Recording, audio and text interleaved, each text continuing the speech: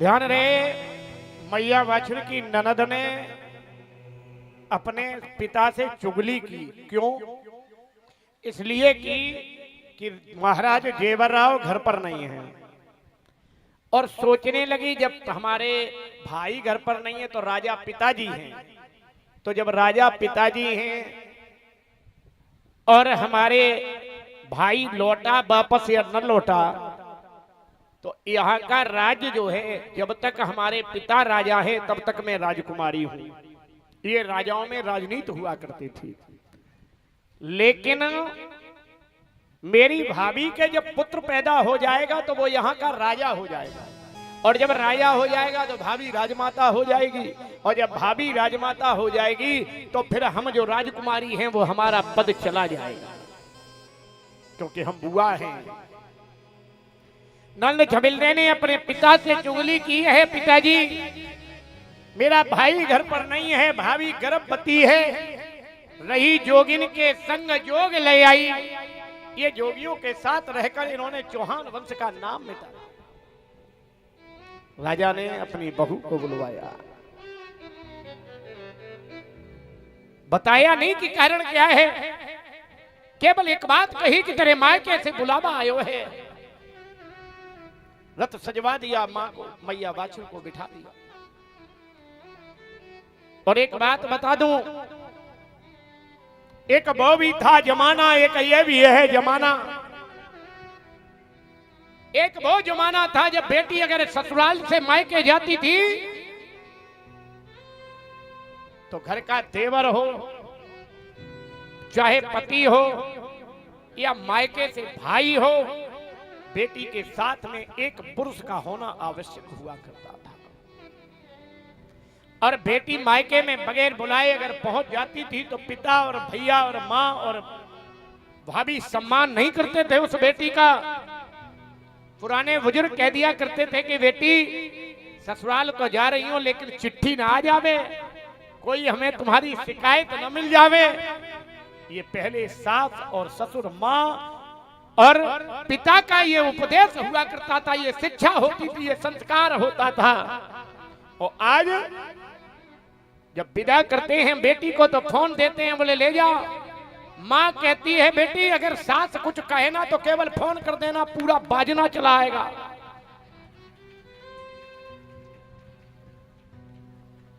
पूरा बाजना चलाएगा, बाजा बजा देगा उसका सास का तुम्हारी का। अब बेटी तो हो गई एकदम तैयार है? सास ने एक कही, बहू ने दो कही, रार भई तैयार।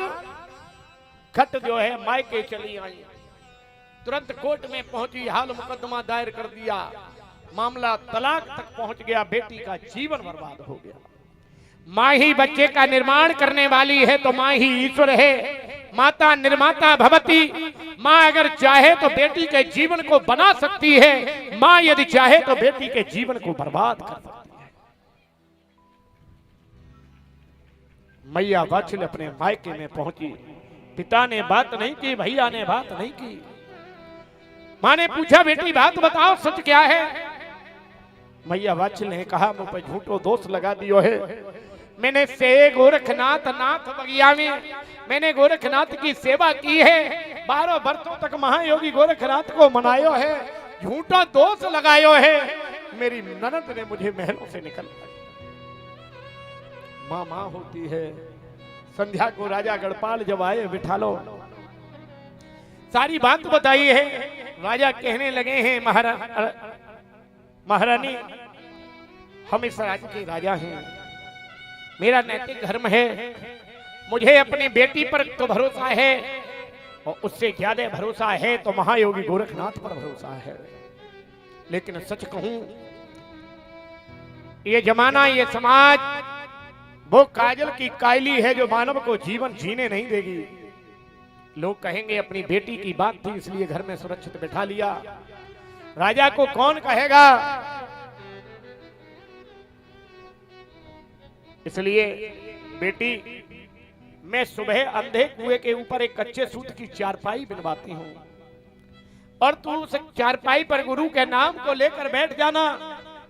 बेटी अगर तेरा कोई भी दोष होगा तो वो चारपाई के धागे टूट जाएंगे, तू अंधे कुएं में गिर जाएगी, विषैले सांप खा लेंगे।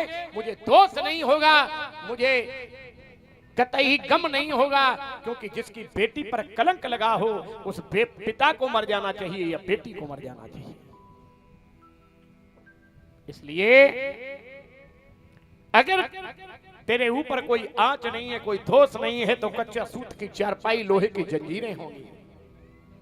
धन्य है वो पिता और धन्य है मैया बाछल जैसी बेटी।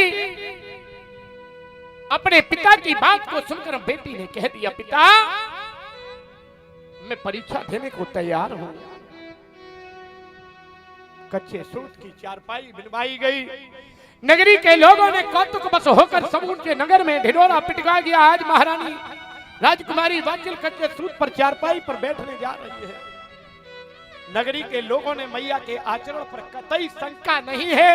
सारे नगर के लोग, बूढ़े बच्चे जवान रो रहे हैं, आंखों में अश्रुधारा बह रही है। थोड़ी देर में मेरे सामने मेरी बेटी मर जाएगी, क्योंकि कच्चा सूत का धागा में कोई सत्य।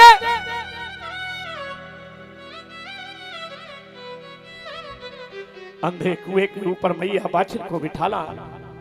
मैया बाछल ने महायोगी गोरखनाथ के चरणों में ध्यान लगाया। बाबा सच तो ये है, हमें इसका गम नहीं है। मैं जीऊं या मर जाऊं, बाबा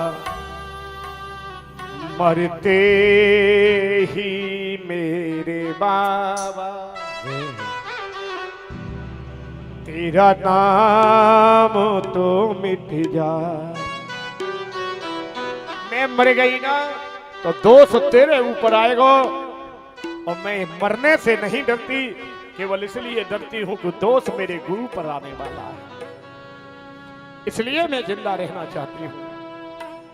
बाबा गोरखनाथ कजरी वन में बैठे हुए आंखें खोली। ओहो, मेरी बेटी के ऊपर इतना अधर्म।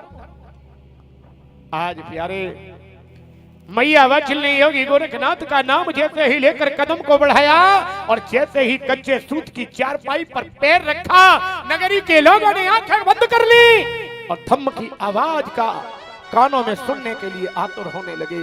एक कौतुक हुआ, करामात हुई, मैं बा गोरखनाथ की लीला का एक पर्दा। भक्ति में शक्ति होती हमने ये माना है,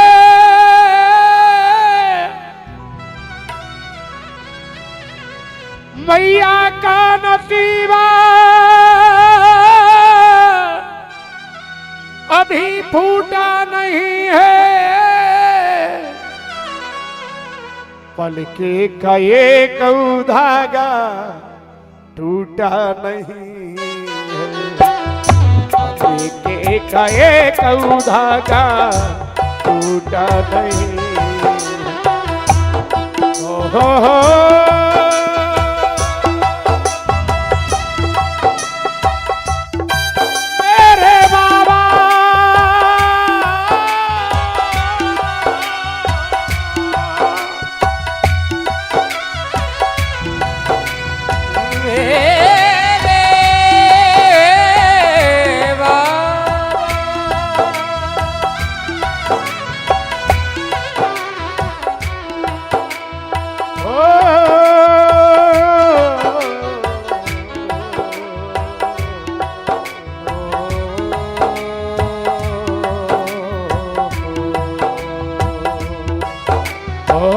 भक्ति में शक्ति होती हमने ये माना है, भक्ति में होती हमने ये माना है।